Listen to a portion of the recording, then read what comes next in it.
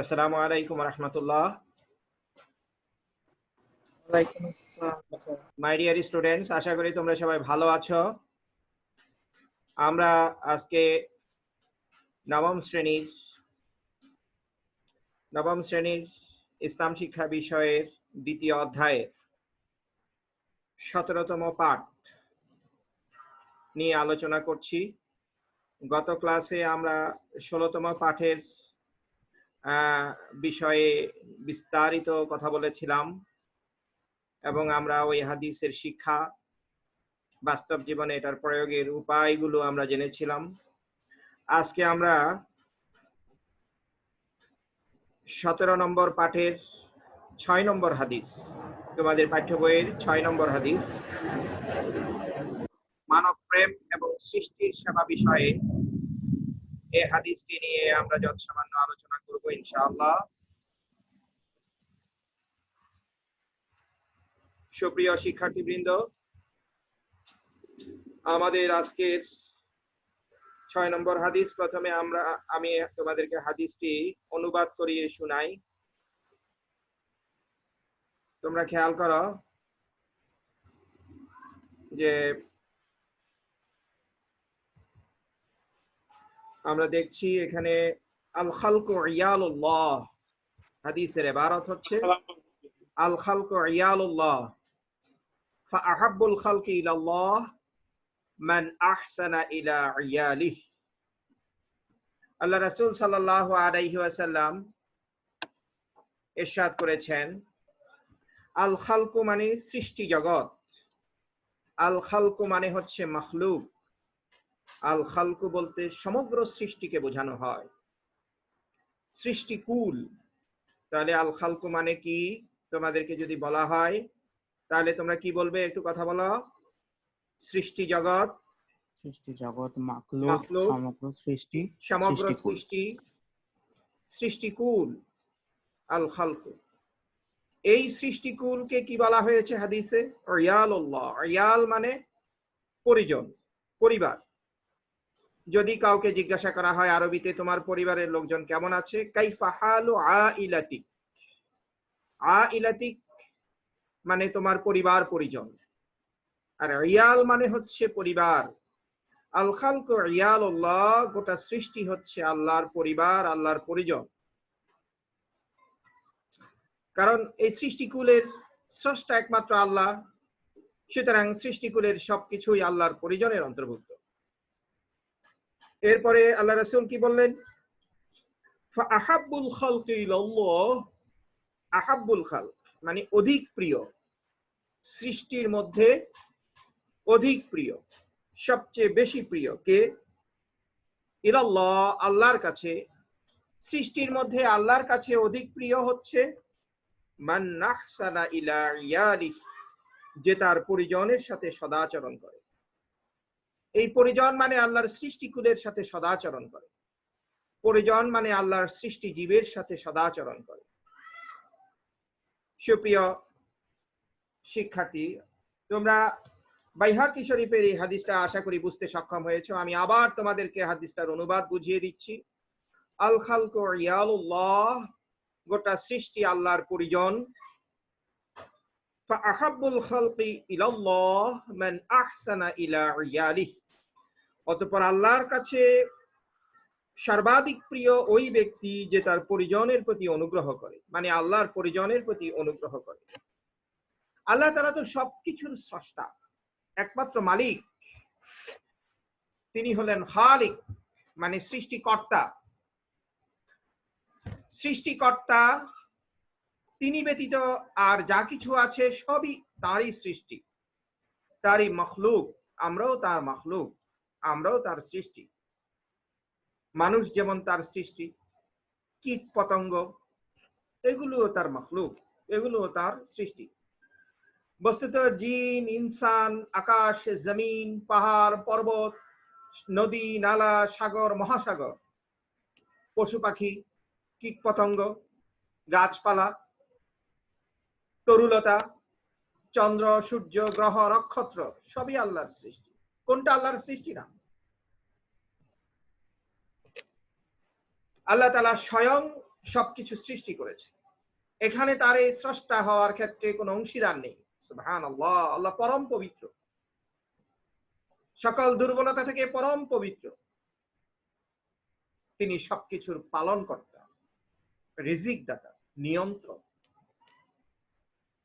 সব সৃষ্টিকে তিনি একরকম করে সৃষ্টি করেননি, একরকম করে সৃষ্টি করেননি। এটাই তার পরীক্ষা। তিনি সৃষ্টিকুলকে নানা ভাগে ভাগ করেছেন, সকল কিছুকে মানুষের কল্যাণের জন্য তিনি সৃষ্টি করেছেন, আর সবকিছুকে মানুষের কল্যাণের জন্য নিয়োজিত রেখেছেন। মাই ডিয়ার স্টুডেন্টস, মানুষ হলো আশরাফুল মাখলুকাত, সৃষ্টির মধ্যে শ্রেষ্ঠতম সৃষ্টি, সর্বোত্তম সৃষ্টি। সৃষ্টির সারা জীব কে মানুষ। সুতরাং মানুষের উচিত আল্লাহ তাআলার সৃষ্টির সাথে সদাচরণ করা, সকল মানুষের সাথে সদ্ব্যবহার করা, পশু পাখি, জীব জন্তু এদের প্রতি অনুগ্রহ করা, কারণ এদের প্রতি অনুগ্রহ করলে আল্লাহ তাআলা খুশি হন। আর আল্লাহ তাআলা এসব সৃষ্টির প্রতি সদয় আচরণ যারা করে তারাই আল্লাহর প্রিয় বান্দা হতে পারে এবং আল্লাহ পাক তাদেরকে ভালোবাসেন। তাহলে এই হাদিসটাতে আমরা মানব প্রেম এবং সৃষ্টির সেবা সম্পর্কে অবগত হলাম। সকল সৃষ্টি আল্লাহর পরিজন, সুতরাং সকল সৃষ্টির প্রতি আমরা সদাচরণ করব। এদের প্রতি ভালোবাসা, সদাচরণ করা, এদের প্রতি দয়া দেখালে আল্লাহ পাক সন্তুষ্ট হবেন। এটা ইসলামের আদর্শ। সুতরাং জীবজন্তু, পশু পাখির প্রতি আমরা দয়া দেখাবো, আমরা তাদেরকে অযথা কষ্ট দেব না। সৃষ্টির প্রতি অনুগ্রহ করার দ্বারা মানুষ আল্লাহর প্রিয় বান্দা হতে পারে। আল্লাহর প্রিয় বান্দা হওয়ার যোগ্যতা যদি আমরা কেউ অর্জন করতে চাই, অবশ্যই আমাদেরকে সৃষ্টির প্রতি সদাচরণ, সৃষ্টির সেবা করতে হবে। সুপ্রিয় শিক্ষার্থীবৃন্দ, তোমরা নিশ্চয় জানো যে এই যে সৃষ্টির প্রতি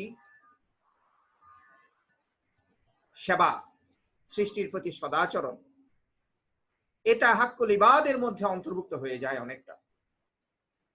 কারণ মানুষ হচ্ছে সামাজিক জীব, সমাজবদ্ধ হয়ে মানুষ বসবাস করে। আরেকটা মানুষ, সে আল্লাহর সৃষ্টি। পিতামাতা, ভাই বোন, পাড়া প্রতিবেশী, আত্মীয় স্বজন সবাইকে নিয়ে সে একত্রে বসবাস করে।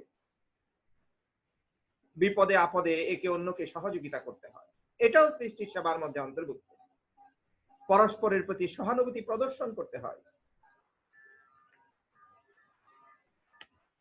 মানবাধিকার সম্পর্কে অসংখ্য আয়াত এবং হাদিস কোরআনে হাকিমে বর্ণিত হয়েছে। আল্লাহ রাসূলুল্লাহ সাল্লাল্লাহু আলাইহি ওয়াসাল্লাম এক হাদিসের মধ্যে বলেছেন, বুখারী এবং মুসলিম শরীফে বর্ণিত হয়েছে, তোমার উপর তোমার প্রতিপালকের হক আছে, তোমার উপর তোমার শরীরের হক আছে, কারণ আমিও আল্লাহর সৃষ্টি। সুতরাং আমি আমাকে বিনষ্ট করে দেয়া, ধ্বংস করে দেয়া, আমি আমাকে অসুস্থ রুগ্ন করে মৃত্যুর পথযাত্রী হয়ে যাওয়া, নিজের কি অসচেতনতার কারণে এটা করা কিন্তু উচিত নয়। এক মুসলমানের উপরে আরেক মুসলমানের বেশ কিছু হক আছে। এক মানুষের প্রতি আরেক মানুষের বেশ কিছু অধিকার আছে। সেই মানুষগুলো হচ্ছে নিকট আত্মীয়, এদেরকে আমরা দেখাশোনা করব।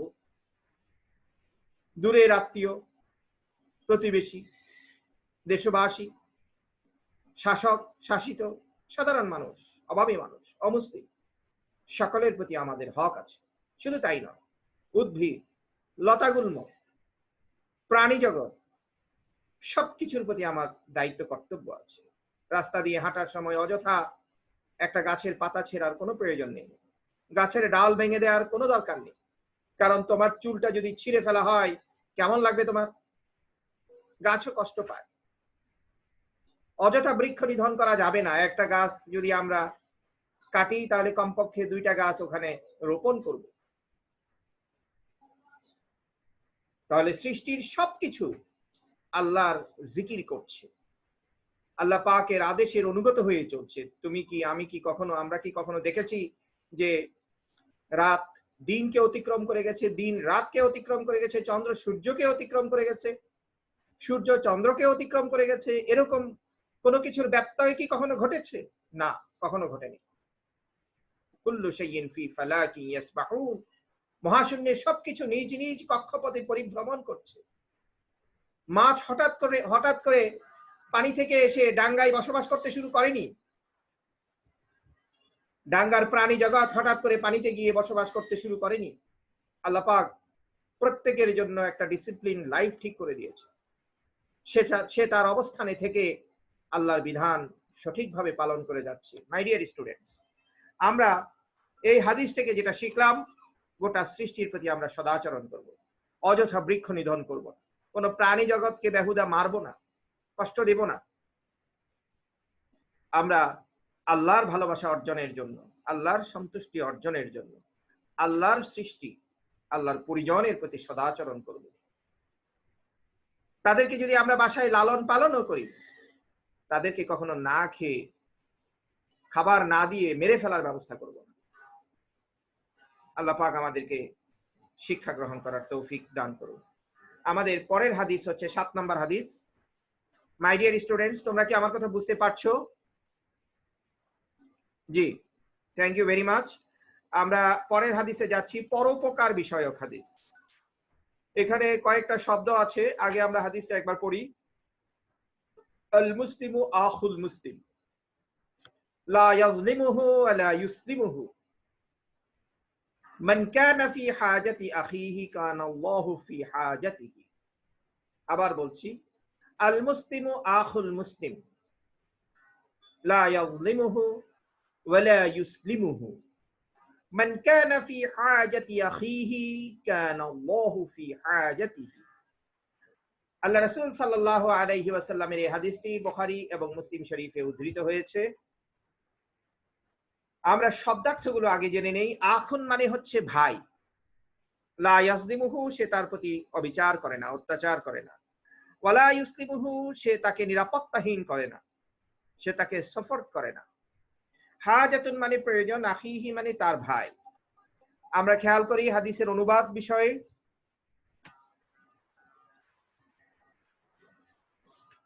আল্লাহ রাসূল বলছেন, আল মুসলিমু আখুল মুসলিম, এক মুসলমান আরেক মুসলমানের ভাই।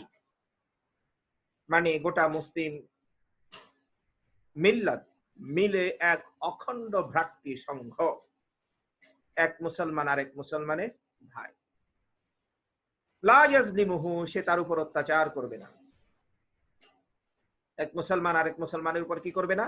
অত্যাচার করবে না, নির্যাতন করবে না।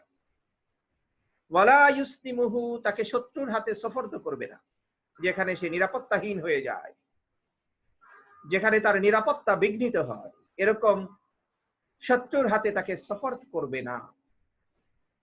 কতই না সুন্দর বলেছেন ইসলাম, কত সুন্দর।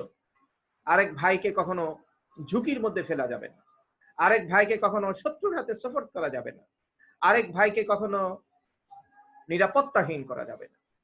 কতই না সুন্দর ইসলাম। মান কানা ফি হাজাতি আখিহি, যে ব্যক্তি তার ভাইয়ের প্রয়োজন পূরণে সচেষ্ট হয়। মান কানা ফি হাজাতি আখিহি, যে ব্যক্তি তার ভাইয়ের প্রয়োজন পূরণে সচেষ্ট থাকে। কানা আল্লাহু ফি হাজাতিহি, আল্লাহ সুবহানাহু ওয়া তাআলা তার প্রয়োজন পূরণ করে দেন। মানে তুমি তোমার ভাইয়ের সাহায্য করতে থাকবে, আল্লাহ পাক তোমার সাহায্য করতে থাকবে। মান কানা ফি হাজাতি আখিহি, যে ব্যক্তি তার ভাইকে সাহায্য করতে থাকে। কানা আল্লাহু ফি হাজাতিহি, আল্লাহ সুবহানাহু ওয়া তাআলা তার হাজাত পূরণ করতে থাকে।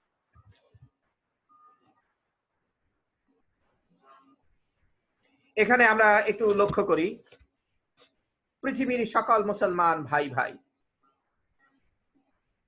ইসলাম 3 ধরনের ভ্রাতৃত্বের স্বীকৃতি দিয়েছে। একটা হচ্ছে বিশ্ব ভ্রাতৃত্ব, আরেকটা হচ্ছে আদর্শিক ভ্রাতৃত্ব, আরেকটা হচ্ছে ঔরসজাত ভ্রাতৃত্ব।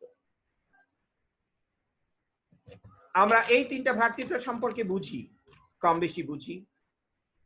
সকল মানুষ এক এবং অভিন্ন উৎস থেকে এসেছে।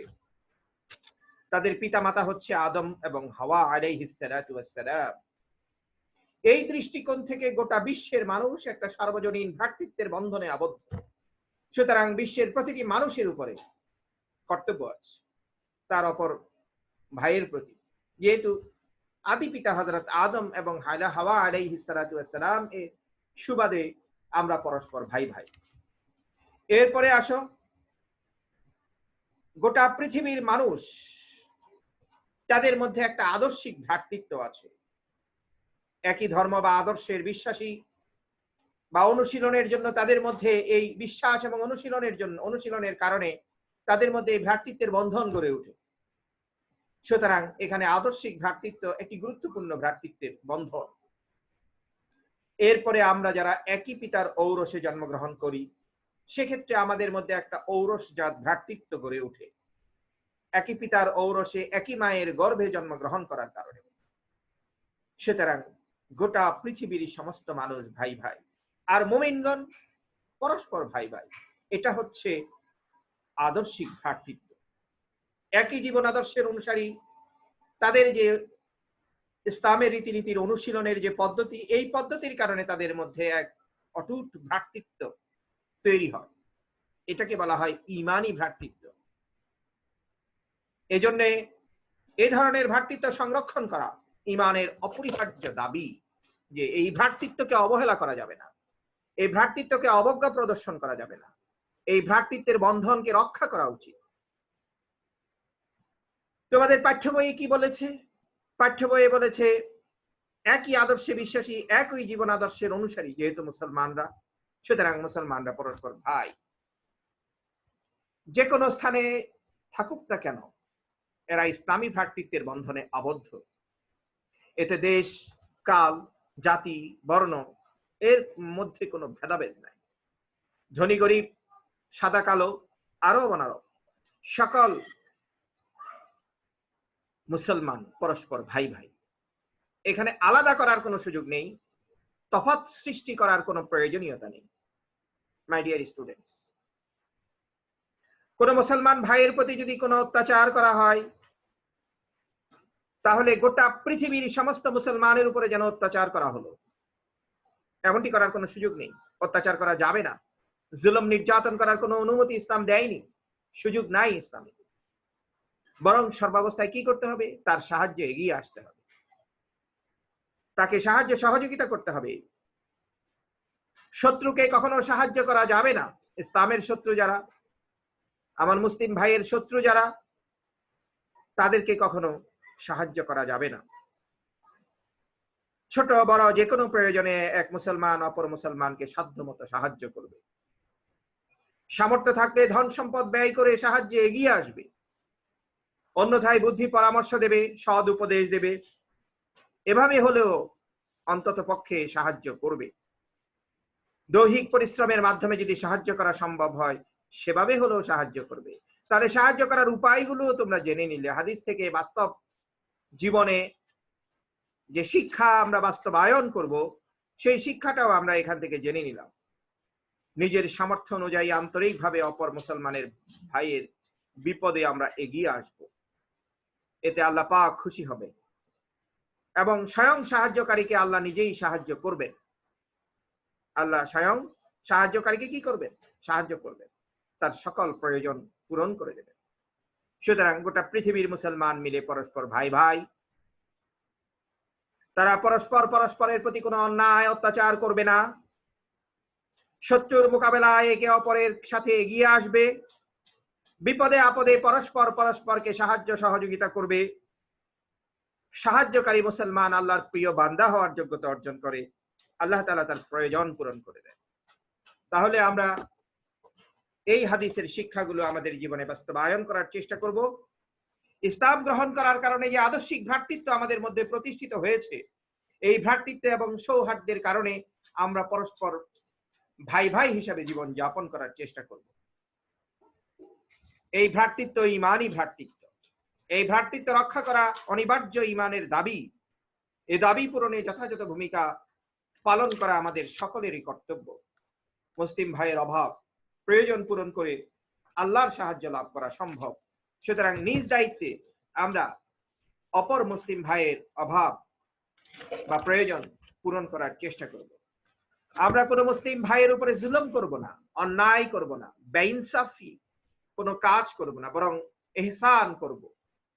পারলে একটু বেশি করে দেব, তাকে ইনসাফ পূর্ণ তার প্রতি আচরণ করব, কোন রকম অন্যায় অবিচার করব না, অন্যকে জুলুম করতে দেব না, নিজে জুলুম করব না, অপর ভাইয়ের বিপদে তার পাশে গিয়ে দাঁড়াবো, তাকে আশ্রয় দেব, শত্রুর আক্রমণ থেকে তাকে রক্ষা করব, নিজের স্বার্থ সিদ্ধির জন্য কিংবা নিজের নিরাপত্তার জন্য ভাইকে শত্রুর হাতে তুলে দেব না।